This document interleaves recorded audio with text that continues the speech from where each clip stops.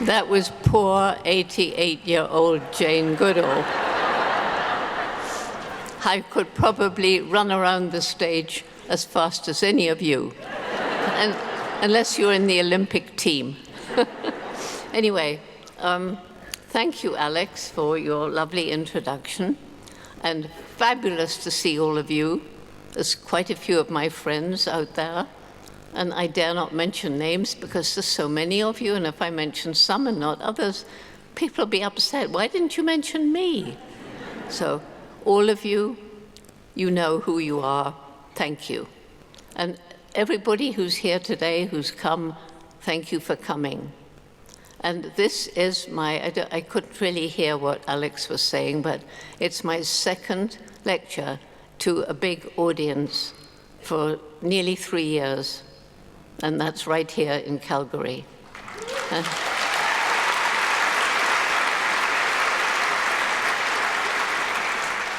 So when the pandemic began, and I was used to traveling 300 days a year around the world, I was frustrated and angry. And then I thought, well, that's not helping anybody. And so with the Jane Goodall Institute team in the USA, actually, we created Virtual Jane. And Virtual Jane started on this round of Zooms and Zooming interviews, Zooming lectures, Zooming attending conferences, videos out to different parts of the world. I've never been as exhausted and busy in my life. People would write and say, have a wonderful weekend. And I say, how can you have a wonderful weekend when the week doesn't end? So, for 2.5 years, I didn't have one day off, I didn't have one weekend, I didn't have one holiday. But there was a silver lining. The numbers of people who are, I gather you call them followers on the internet, and it went up from the beginning of the pandemic, about 1 million followers. Today, it's very, very close to 1 billion followers.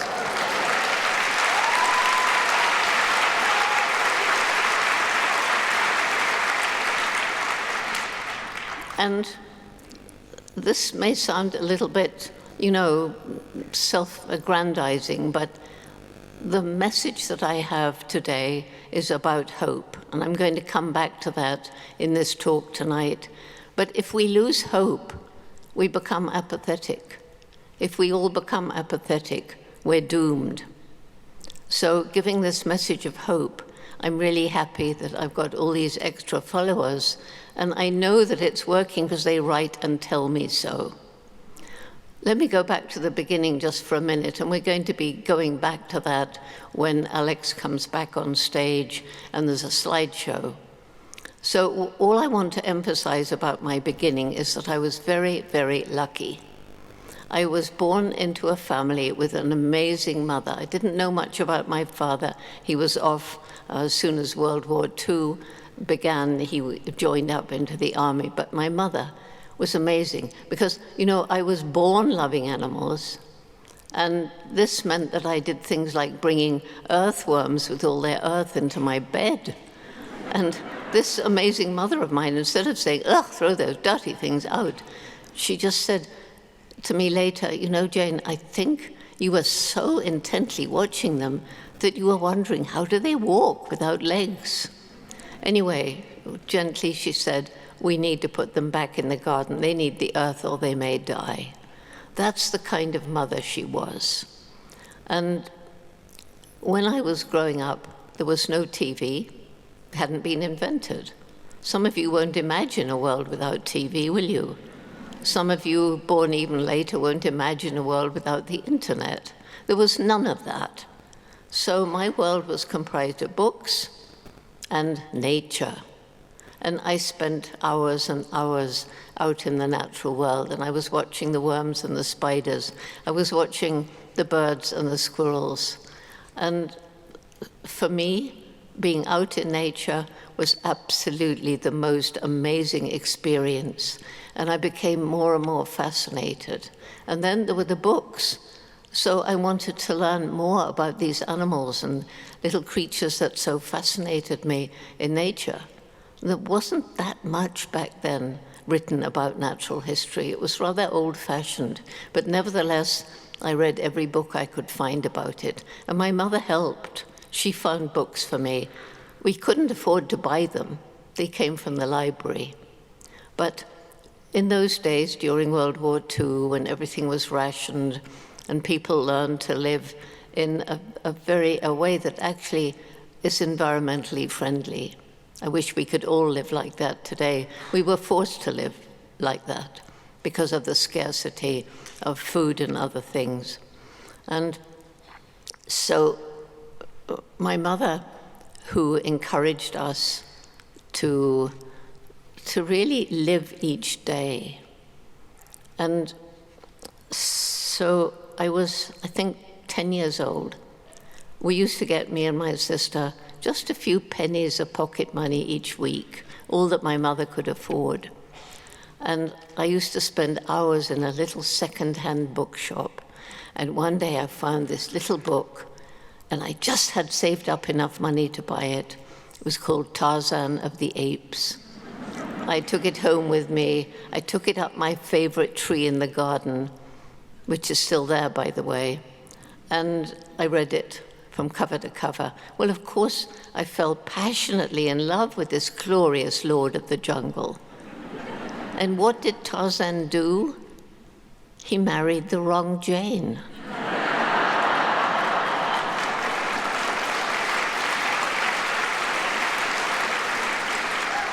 Well, he did, right? Anyway, so I knew there wasn't a Tarzan, but that began my dream. I will grow up, go to Africa, live with wild animals, and write books about them. There was no thought of being a scientist. Girls didn't do that in those days, and we're going back to 1944. So I continued reading all I could about animals. I was good at school. I passed all my exams up near the top. But I didn't like it because I wanted to be out in the natural world. When I left school, my friends all went to university, but we couldn't afford it. So I had to get a job, and I did a boring old secretarial course in London, and I got a job, which was actually quite interesting, but then came the opportunity. And that was a letter from a school friend whose parents had moved to Kenya, who invited me for a holiday. Well, that meant I had to get the money for a return fare to Africa, and couldn't save up money in London where I had my job. So I went home, and I got a job in a hotel around the corner. I was a waitress, jolly hard work, old-fashioned hotel. You had to do every meal in the day, and you only got one day off a week. But eventually, after about 5 months, I had enough for a return fare to Africa. In those days, it was by boat. There weren't planes carrying tourists back and forth. And we should have gone from London, if you know your geography, through the Suez Canal to Mombasa in Kenya, or Kenyan coast. But there was a silly little war. I have no idea what it was about, but it was between England and Egypt. And so the Suez Canal was closed. So our boat had to go all the way around Africa, and it took nearly a month. And it was the most amazing voyage, with the cold grey seas gradually getting warmer, the first flying fish, dolphins around the boat. And the first place where I set foot on African soil was Cape Town. It was exciting. I was in Africa. There was the iconic Table Mountain. But after a bit, my mother had some friends there, and they were taking me around for the 2 days the ship was docked.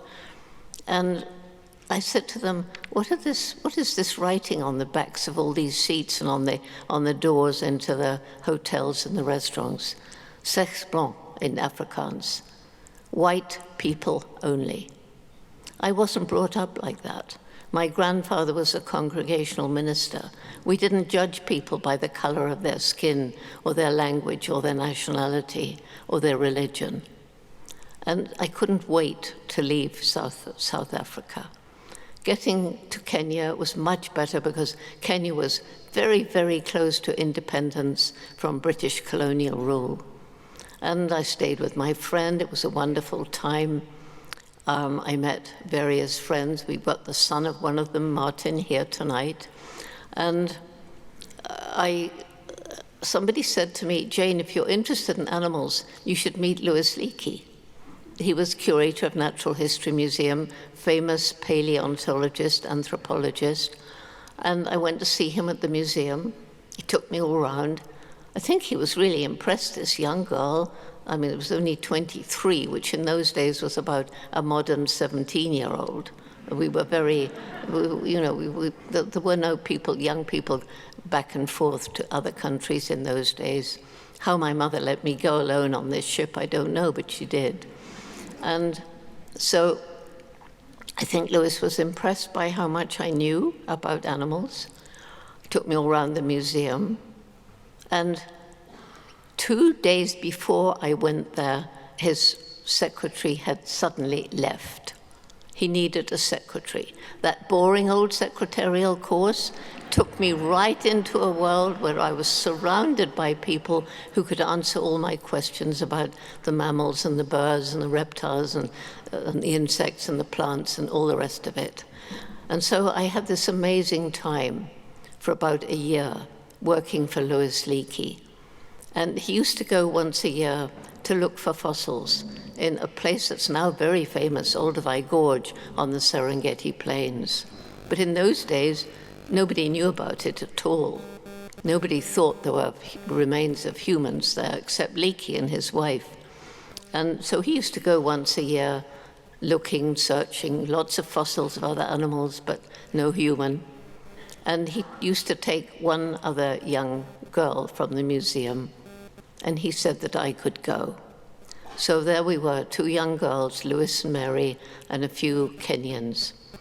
And Africa was so different in those days. All around us, there were animals, there were lions, there were rhinos, there were giraffe, and they were right there around our tent. There were hyenas howling at night.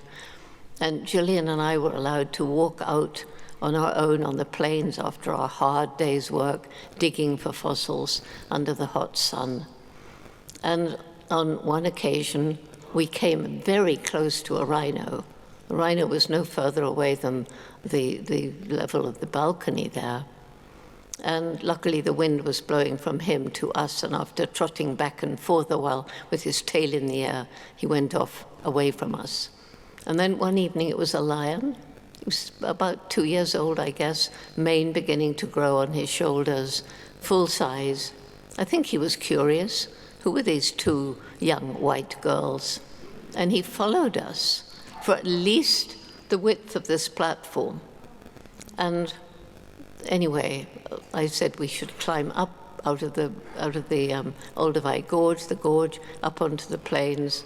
And apparently that was the right thing to do. And I think that evening around the campfire was when Louis decided I was the person he'd been looking for to go and study chimpanzees in Tanzania. Nobody had done it. Just one man back in 18-something or other, and he was in West Africa. He was, for some reason, fascinated by chimps, and he had the most odd idea of how he would learn about them. He put up a cage, because he was scared, near a fruiting tree, and for some obscure reason, he felt that he would make better friends with the chimps if he sat in the cage naked, smeared with baboon dung. Needless to say, he did not see a chimpanzee. So basically, I was the first person. And how amazing, how exciting to be the first person. So all these things I saw were totally new. Nobody knew anything about chimps in the wild, not much in captivity either. So the biggest problem was that for the first 4 months, the chimpanzees who'd never seen an upright white ape before just took one look and vanished into the undergrowth. And I was getting more and more worried. Leakey'd only managed to get 6 months, money for 6 months. I mean, you know, this young girl straight from England, never been to college, but finally he got money for 6 months. And as the months went by, I was getting more and more depressed, because if I didn't see something exciting, then that would be the end of everything, and I would have let Leakey down. I was learning about them, but from a distance, through my binoculars, from this peak that I found. And I was learning about the size of the groups they traveled in, the kind of foods that they were eating, the calls that they made, the fact they make nests up in the trees at night. But that wasn't what I really wanted. I wanted to get close to them. And fortunately, after 4 months, one of the chimps, for some reason, he was less afraid of me than the others. And I'd named him David Greybeard because he had a beautiful white beard on his chin. And he began to let me get not really close, but as close as perhaps the end of this stage here. And on this never-to-be-forgotten day, I was walking along a trail and I saw a black shape hunched over a termite mound. And through my binoculars, I saw a hand reach out and break off a grass stem, push it down into the termite mound, pull it carefully out, and eat off the termites that were clinging with their jaws. I saw him break off a leafy twig, and to use that as a tool, he had to carefully break off the leaves and the side branches. So David Greybeard was using and making tools. If you saw that today in an animal, it would not be exciting. We know that there's many different creatures that certainly use tools, right down to octopuses. But back then, it was thought by science that humans and only humans used and made tools. And so Leakey was absolutely thrilled when I wrote and told him about this. That brought in the National Geographic Society. They said, yes, we will provide funds when the 6 months runs out. So now I can relax. Now, thanks to David Greybeard, I was getting to know the other chimps in the community, a community which we now know is between 30 and 50 at Gombi. And so I began to learn more and more. And the most striking thing I was learning was how like us they are. We didn't know back then that biologically we share 97.8% of our DNA with them. We didn't know about the exact similarities in the brain and in the immune system and so on. But their behavior that I was observing, the nonverbal communication, kissing, embracing, holding hands, patting one another, males competing for dominance, swaggering upright with their hair out, bristling, their lips bunched in a furious scowl, trying to look as big and intimidating as they actually could be, reminding me so much of some human politicians.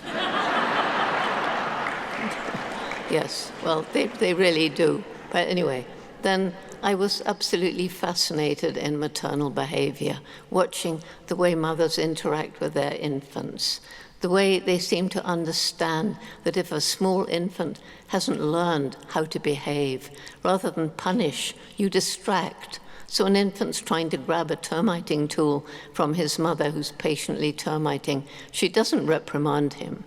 She'll just gently tickle him with one hand and carry on fishing with the other. When they're older, if they try to do that, she'll gently punish them by a little nip on their fingers.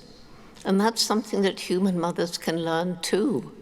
And sometimes I've been shocked to see the way mothers will treat a child who's merely experimenting by spilling a little bit of milk on the table and making pictures with their fingers. It was at an airport, and the mother said, "Now you have to come away for a beating." And I was so shocked, because that's not the way. And it's so important for a young chimp to be surrounded by a little group of adults whom he or she can trust and rely on for support.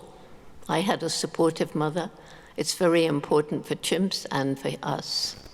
Chimps have a long childhood, 5 years before the next baby is born. Why? Because they have a lot to learn. If you're an insect, you can be born knowing exactly what to do. You don't even need to see another insect except for mating. And for some creatures, they don't even need a mate. But for chimpanzees and us, there's a lot to learn. And chimpanzee infants watch very carefully. So now we know in different parts of Africa, there are different tool-using cultures passed from one generation to the next through observational learning. So there I was, learning more and more about these amazing beings and how like us they are, and all their different personalities, their different ways that you could immediately know who was who. And Louis Leakey said, okay, I selected you because I wanted someone whose mind wasn't cluttered up with reductionist academic thinking, as it was back then, and still is sometimes today. But now, he said, I want other scientists to listen to you, so you have to get a degree. And he got me a place at Cambridge University in England, not to do an undergraduate degree, which of course I didn't have. He said, no, we don't have time for that. And he managed to get me to be the 8th person in Cambridge's long history to do a PhD without an undergraduate degree. So,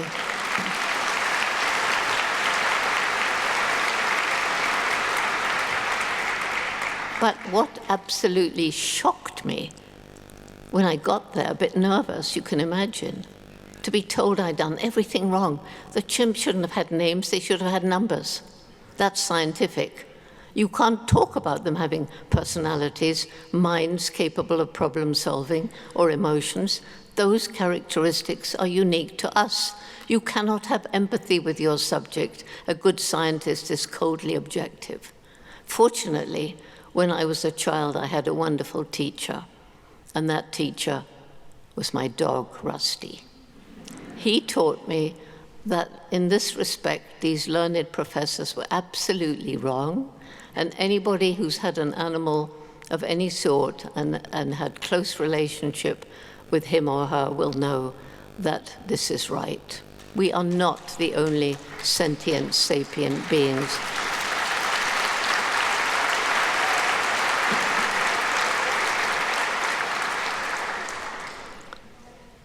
I got back to Gombi, having got my PhD. I built up a little research station. They were the best days of my life out in the rainforest, learning about the interconnection of all the plants and animals making up the ecosystem, how each one has a role to play, learning more about the chimps, building up a little research station, having wonderful talks with students with young, inquisitive, bright minds. So why did I leave? I left because I suddenly realized that right across Africa, chimpanzee numbers were dropping and their forests were being destroyed. And although I didn't know what to do, I felt I had to do something. I also learned about the way some chimpanzees are treated in captivity, the bad zoos, the boredom, nothing to do, tiny cages. But I also learned about what goes on, or what went on, in medical research laboratories. Our closest living relatives in 5-foot by 5-foot cages with bars all around, bars on the floor, and nothing in there usually except, if they're lucky, a motor tire to sit on. And the only contact they have with anybody, because they're in isolation, is when somebody in a white coat comes to take their blood or do some other thing which makes them scared. And I just felt I had to try to do something. And I think some of the hardest things I've ever had to do, because I'd seen secretly filmed footage of this situation in the medical labs, I had to go and see it for myself. And it was so hard to do. And I remember the first time I went in and met this chimpanzee called Jojo. And he was in this tiny cage, and I was down on my elbow. I had a mask on, and I looked into his eyes as he sat there alone, and I thought of the chimps in the forest, and tears began to trickle into my mask, and he could only get one finger through the bars, and he very gently moved the tears away from under my eyes. And at that moment, I knew I got to fight to do something about this, that this wasn't a good way to treat our closest relatives. even if they could help medical research, which it now turns out they haven't. And now all the chimps in the US in medical research labs, those labs are being closed down. And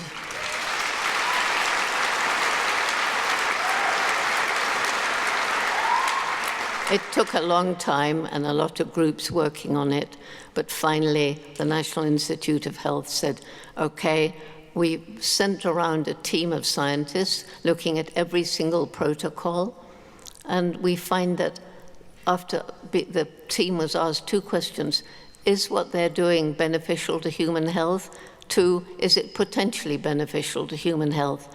And after 18 months and inspecting all the protocols of 400 chimps, the answer was no and no.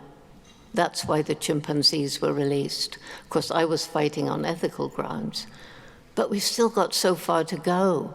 Now we know, thanks to the chimps, that we're not the only sentient beings. It's not only chimpanzees and other apes and monkeys and elephants and whales and dolphins who are sentient, but all the other animals, all our companion animals. We've got dogs in medical research that isn't even necessary, that's been proven again and again and again, that research on animals so often does not benefit humans. Things that work on animals don't work on humans. Things that don't work on animals may be held back from helping humans, things that could help humans. There's many examples of that. So we've got a lot more fighting to do to get things the way they should be in our relationship with other animals. But anyway, then there was Africa. So I went around Africa to visit some of the research sites to see what was going on, learned about the bushmeat trade, learned about the fact that chimpanzee mothers were being killed to take babies to sell them overseas for pets or for entertainment, something like that. How chimpanzees were being caught in traps, but how they were losing their habitat. And so again, I felt I didn't know what to do, but I had to try to do something. And I'll come back to that later. But what we have been doing, the Jane Goodall Institute, has truly made a big difference for chimpanzees in Africa. So there I am, having left my beautiful, beautiful, wonderful life in Gombi, which I look back on with great regret, really. Watching some of the recent films made, like Jane, was so nostalgic. I was feeling myself back in that world. But I knew that that was something I would keep with me forever, but the task I had to do was different. And so I began going around the world trying to raise awareness about what was going on, learning about the ways that we're harming this planet, which is our only home. And it brings me back to, I talked about the similarities between us and chimps, but there are differences. And I would say the greatest difference is the explosive development of our intellect. So yes, we know other animals are way more intelligent than we used to think. And some of you may have been following what's being learned about other animal intelligence. But there's no animal that can compete with us. I mean, we've created a rocket that went up all that way into space to Mars, where once it was thought that life might exist.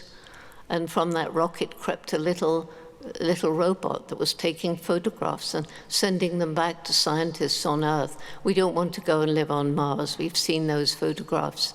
We know it's not practical at all. We would have to create a bubble in which to live. So we've just got this one beautiful planet Earth. And some of you may have seen pictures of the planet taken from space. That little green and blue, tiny marble, that little globe surrounded by the black immensity of space. That's our home. Is it not bizarre that the most intellectual creature ever to walk this planet is destroying its only home? Is there perhaps some disconnect between this clever brain and the human heart, where poetically we seek love and compassion? And I truly believe only when head and heart work in harmony can we attain our true human potential. So there we are, this strange creature that's the human being. And what are we doing to our planet? I think most of you know what we're doing to our planet, how we're polluting the oceans, we're destroying the forests, the two great lungs of the earth that absorb carbon dioxide from the atmosphere and give us oxygen to breathe. And of course, the other environments too, like the grasslands, the wetlands, and so on. We're destroying all of them. And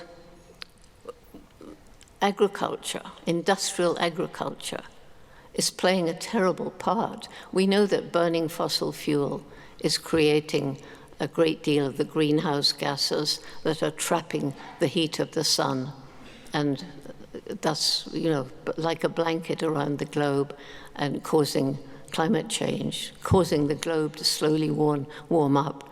And that warming up is creating these bizarre weather patterns that we find with worse hurricanes, with worse and more frequent flooding, with the longer droughts, and with the terrible fires that have been raging around the world, and they're getting worse. The sea level is rising as the water warms and the ice melts. We're in a mess, aren't we? And we're in a political mess and a social mess as well. If you look around the world at all the problems that different countries are facing, it's very hard to find a country that's absolutely at peace with itself, that's working in harmony with nature and with people. So it's not surprising, is it, that people are getting depressed? And it was back in 1991, all that time ago, as I was traveling around the world, I was meeting young people who had lost hope. And I began talking to them, and they're in the different countries. Well, basically they said the same thing. You're compromising our future, and there's nothing we can do about it. Yes, we are not only compromising their future, we have been stealing it probably since the Industrial Revolution, maybe even since the Agricultural Revolution. And we're still stealing it today as we destroy the future. And we have this crazy idea there can be unlimited economic development on a planet with finite natural resources, which already in some places are being used up faster than nature can replenish them. And we have a growing human population. And so when the young people said there was nothing they could do about it, I thought, no, that's not true. I know there are scientists who say we've already reached the point of no return with climate change and loss of biodiversity. But I believe, and luckily I'm not alone, other scientists, also eminent scientists, believe we have a window of time. We know the answers to many of the problems, probably most, if not all, that we have created by our disrespect of nature and animals. But although we know those answers, there doesn't seem to be the will to take action. And people, so these young people, I was saying to them, no, it's not too late. And so the Jane Goodall Institute's program, Roots and Shoots, which you'll hear more about later, began in 1991. And it's a very simple program. It's just getting together in a group of young people. It began with 12 high school students. It now has members in kindergarten, university, everything in between, and more adults.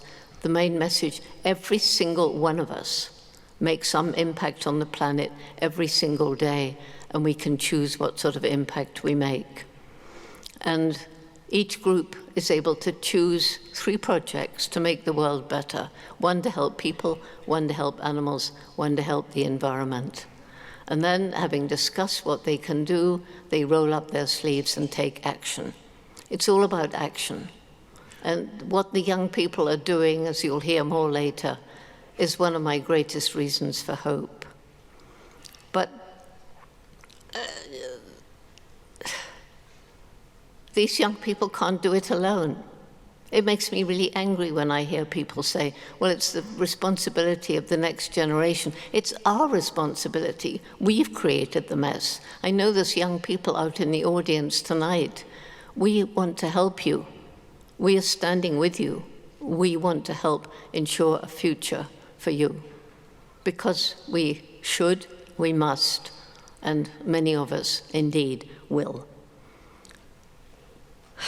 What we have to remember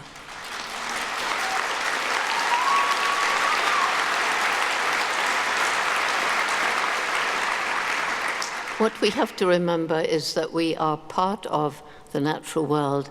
We actually depend on it. But what do we depend on? Healthy ecosystems. And I see an ecosystem about which I learned at Gombi. It's like a beautiful living tapestry in which each animal and plant has a role to play. Interconnected weaving of animal and plant life. And as an animal or a plant becomes extinct, it's like pulling a thread from the tapestry. And if enough threads are pulled, then that tapestry will hang in tatters and the ecosystem will collapse. It's happened, it's happening faster. And so, how do I have hope? That's what people are always asking me. Jane, do you really have hope? You've seen what's going on. And hope is about action for me. It's not wishful thinking. So it's as though the human species, all of us, we're at the mouth of a very long and very dark tunnel. And right at the end of that tunnel is a little star. That star is hope. But it's no good sitting at the mouth of the tunnel and saying, oh, I wonder when that star will come to us. No, we have to roll up our sleeves. Or I love this saying from the Bible, gird your loins. I'm not quite sure what it means, maybe putting a sword, but I love it anyway. So we have to gird our loins, roll up our sleeves. We have to climb over, creep under, work our way around all the obstacles in that long dark tunnel that lie between us and that little star. And those obstacles, well, it's climate change, it's loss of biodiversity, it's poverty. When you're really poor, you destroy the environment in order to live. It's greed, unsustainable lifestyles. It's ignorance. You can do harm because you simply haven't learned otherwise. There's pollution. There's industrial agriculture. And I'm sure many of you know, but all of these chemical pesticides and herbicides, they're not only harming biodiversity, harming other species other than the agricultural weeds or pests that they're aimed at, but in addition, they're leaching down, they're actually killing the soil. We depend on the soil, just as we depend on water. And these chemicals are being washed down into the rivers, they're ending up in the ocean and killing and harming the life that lives in the rivers and the ocean. So we have to change this kind of industrial agriculture, and particularly the animal agriculture.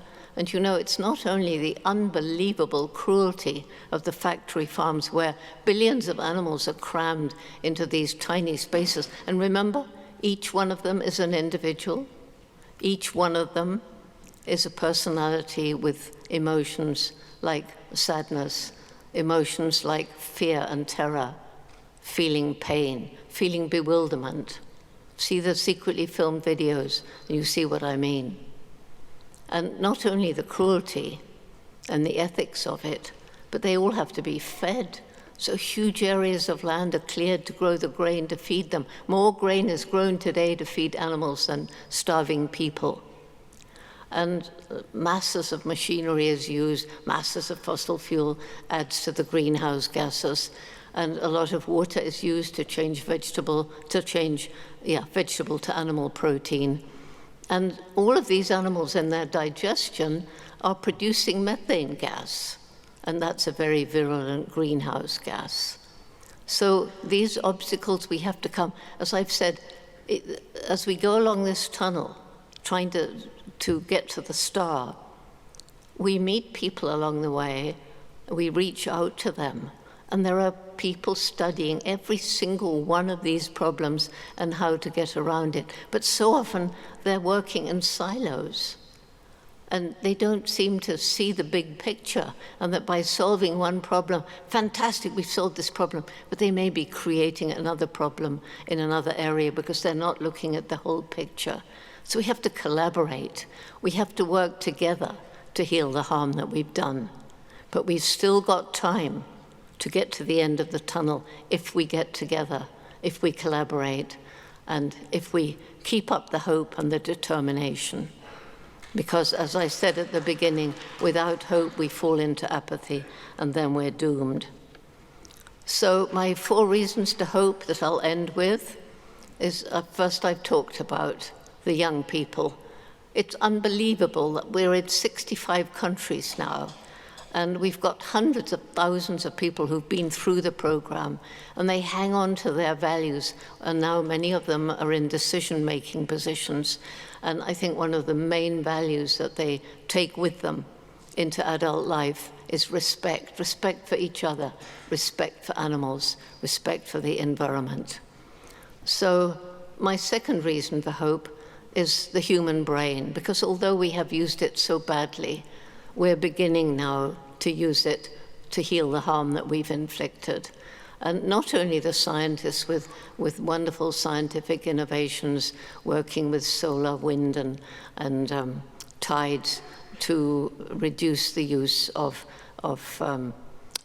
fossil fuels and things like that, but also in our own individual lives, thinking, how can we leave a lighter footprint?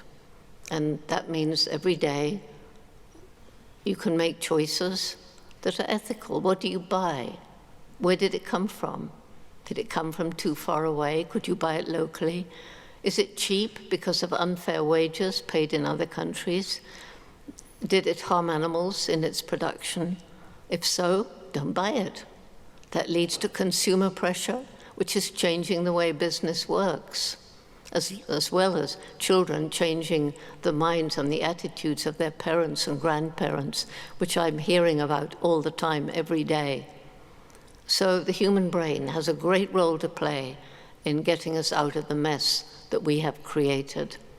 And then the resilience of nature, almost my last reason for hope. But it's just amazing, places that can be absolutely destroyed. With time, sometimes with help, nature will come back.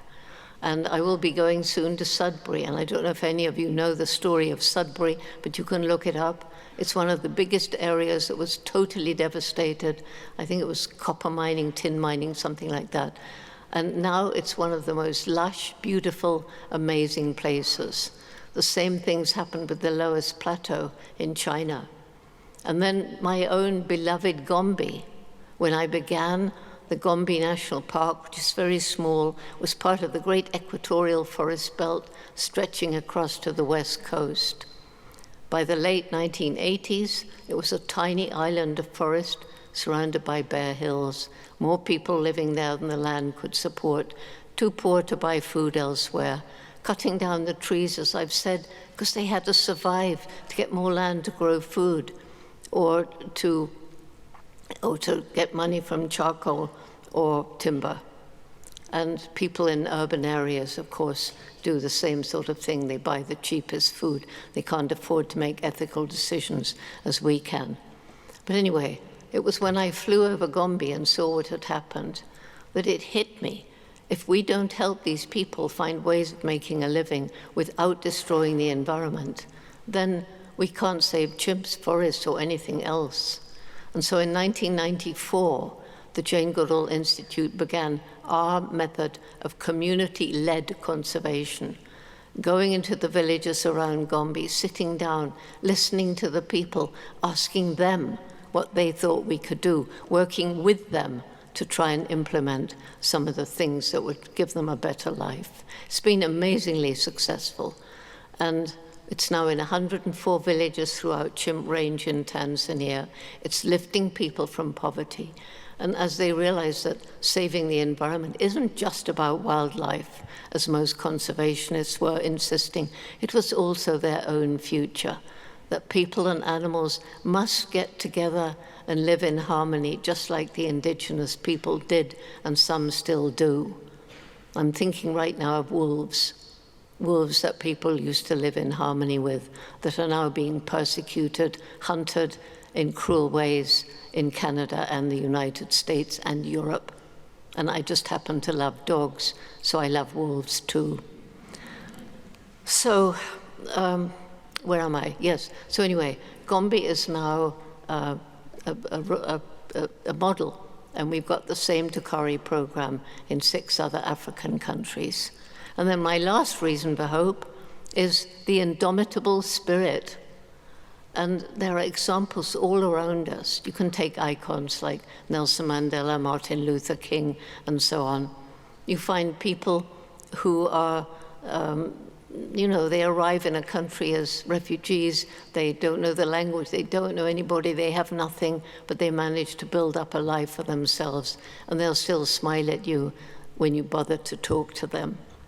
And then Mr. H, I take him with me everywhere. He was given to me 28 years ago by a man called Gary Horn, who lost his eyesight when he was 21, decided to be a magician. People said, well, you can't be a magician if you can't see, because he went blind at 21. He's so good that if he was up here doing his magic act, you probably would not notice he was blind. He arranges his props beforehand. And he'll give shows to kids, and at the end he'll tell them he's blind and say, something might happen in your life. Don't give up, there's always a way forward. He does skydiving, cross-country skiing. He's just taught himself to paint. A man who never painted before. And there's a little book he made. It's unbelievable what he does.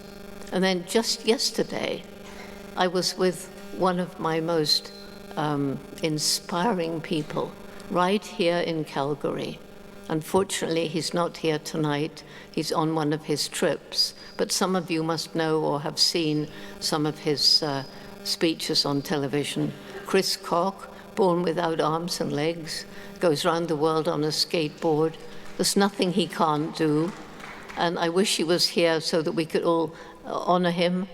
So I had the most wonderful hour with him yesterday. These are the kind of people that give me hope. These are the kind of people you think, we humans, we're capable of so much. And we all have this indomitable spirit, but we don't nurture it, or we're afraid of it. We need to grow it, nurture it, let it out into the world, inspire others, take them with us on a journey of hope into a better future. And so I think at this point, we can go on to the next part of our program tonight. But I just want you all to know, every single one of you is here for a reason. I don't know if you found out that reason. Some of you will have done. But I think we all have a reason for living. We need to find a reason. And it doesn't have to be in our work. It just can be in our being, what we do, how we interact with people, animals, and the environment. And if we get together and make ethical decisions every day, we can change the world. Thank you.